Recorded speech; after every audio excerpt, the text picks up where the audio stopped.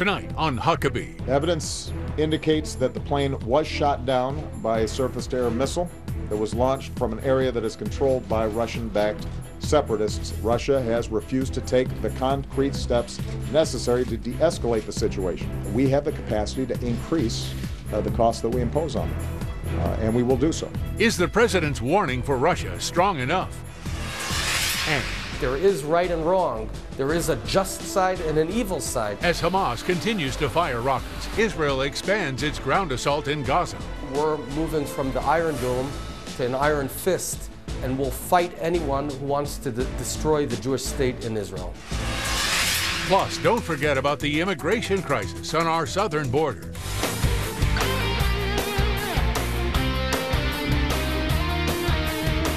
Ladies and gentlemen, Governor Mike Huckabee.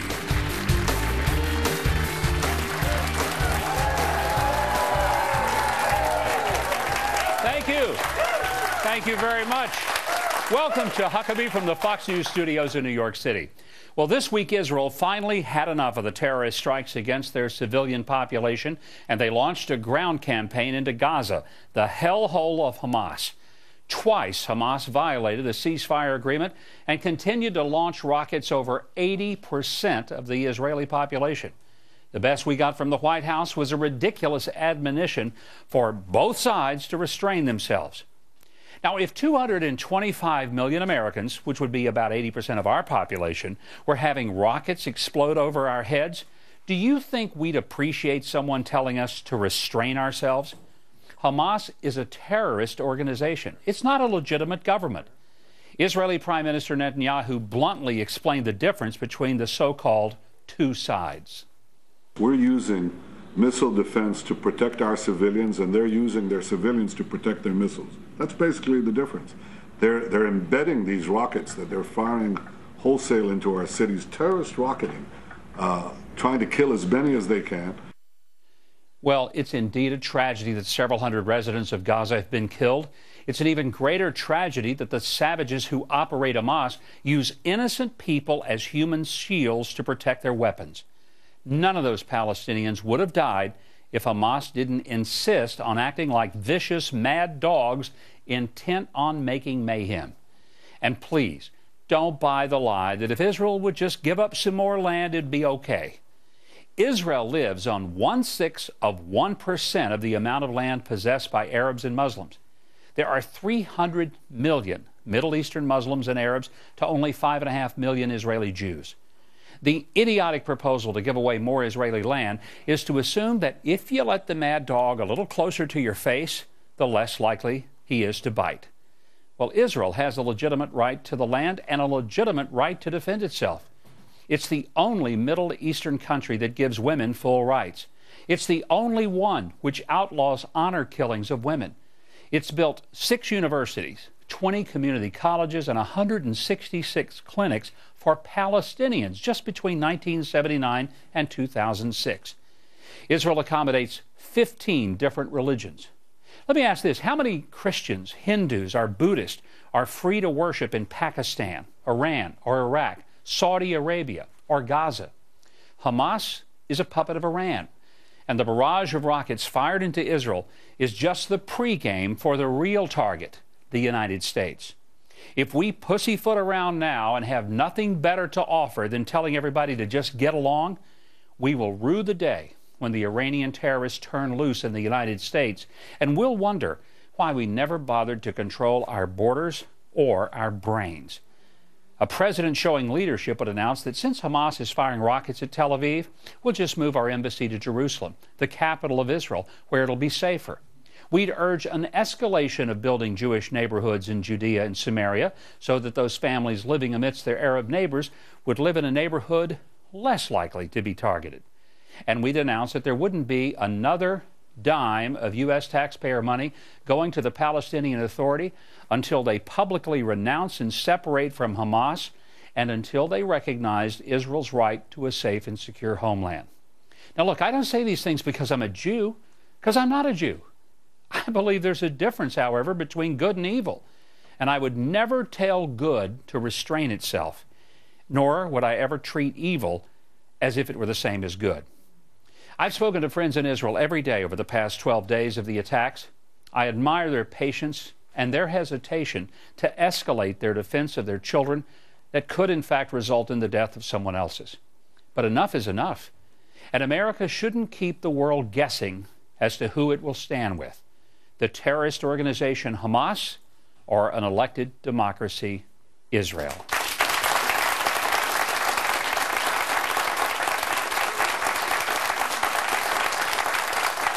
U.S. defense officials confirm new video shows the actual SA-11 rocket launcher that they believe that shot down Malaysia Airlines Flight 17 in eastern Ukraine that killed all 298 people on board. The video shows 2 missiles missing from the launcher, which officials believe is back in Russia now.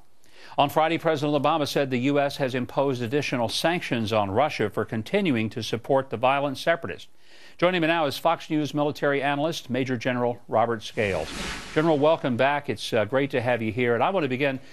The president has said that there should be some sanctions that will be levied against Russia. Is he being strong enough? Is he taking the role that the president of the largest superpower in the world should be taking right now? Vladimir Putin doesn't care about sanctions. Vladimir Putin is Russia. It's his hand that's on the throttle in this incursion into Ukraine. Those are his soldiers. Those are his Russian surrogates who are fighting this war. So merely punishing more Russian officials or perhaps taking money away from Russian arms manufacturers as sort of the U.S. response to that doesn't affect the outcome at all, and in fact, in many ways, actually strengthens Putin's hands, particularly with his own people. Remember, his favorable rating among the Russian people now is all the way up to 83%. Russian propaganda has convinced the Russian people that they're in the right, and if this administration just puts more sanctions on it, it just makes Putin appear to be more righteous, Governor. What could we learn if we could actually get our hands on that equipment and see firsthand? Would we know for sure that Russia was behind the attack, whether it was intentional or accidental?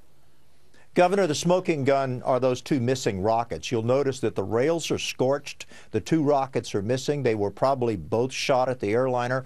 A little inside baseball, Governor. When a rocket goes off near an airliner, it explodes. It blows away the rocket motor, that 14 or 15-foot tube that's at the bottom of the rocket, and it falls to the ground near the crash site.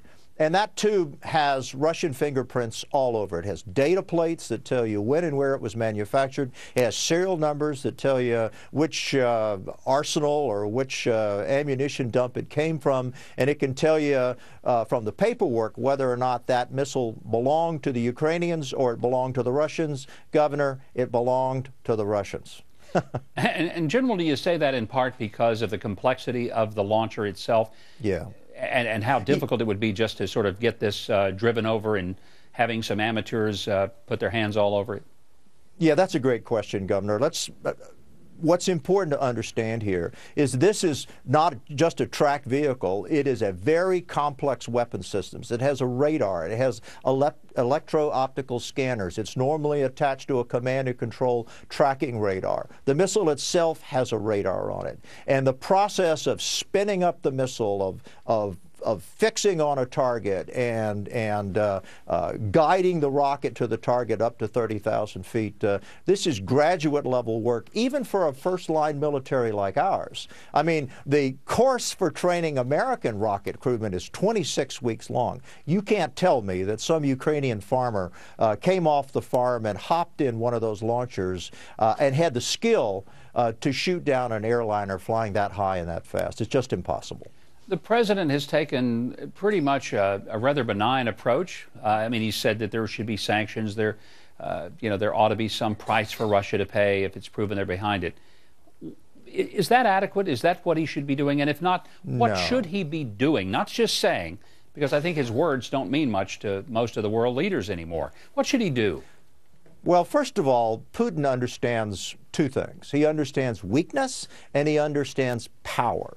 And Putin is all about substituting his own military power for the will and the confidence that he has to get his way in the Ukraine. You know, there's an old War College saying, Governor, that says, when you create a military vacuum, somebody fills it, and in this case, bad people fill it. So, in my opinion, it's time to start taking military action, something that Putin understands. Let's put stealth aircraft in Poland. Let's take 3 or 4 American armored brigades and put them in Poland. The Russians fear American armor more than anything else. Let's actually aid the Ukrainians and send them real weapons rather than MREs and blankets. Let's put an American presence in Europe, and if we do that, the Germans and the British and other Western Europeans will follow our lead. General, thanks for being with us. It's been a pleasure.